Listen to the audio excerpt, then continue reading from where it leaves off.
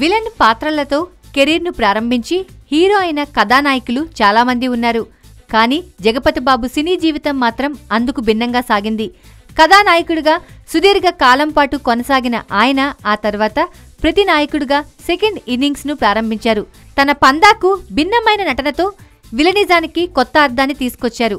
ప్రతి నాయకుడిగా సహాయ నటుడిగా సక్సెస్ఫుల్గా దూసుకుపోతున్న ఆయన తాజాగా పటేల్ సార్ సినిమాతో మరోసారి హీరోగా తన అదృష్టాన్ని పరీక్షించుకోనున్నారు. సోమవారం హైదరాబాద్లో జగపతిబాబు ఈ సినిమా విశేషాల్ని పాత్రికేయులతో పంచుకున్నారు. కథ వల్లే హీరోనయ్యాను. 2 సంవత్సరాల క్రితం దర్శకుడు ఈ పాయింట్ను వినిపించారు. అప్పట్నుంచి నటించాలని అనుకున్నాను. కానీ నోట్ల రద్దుతో పాటు సరైన నిర్మాత దొరక్క ఆలస్యమైంది. మళ్లీ హీరోగా నటించాల్సిన అవసరం నాకు లేదు. సాయికి నాతో ఈ సినిమా చేయాల్సిన అవసరం కూడా లేదు. కథే మా అందర్నీ కలిపింది. నా సినిమాలు నాకు ఉన్నంత వరకు పోటీ అనేదే ఉండదు.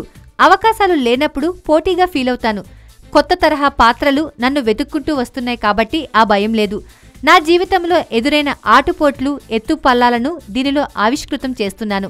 నా కెరీర్ 10 మందికి గుణపాఠం కావాలనే ఆ టెలిఫిలిమ్స్ను తెరకెక్కిస్తున్నాను.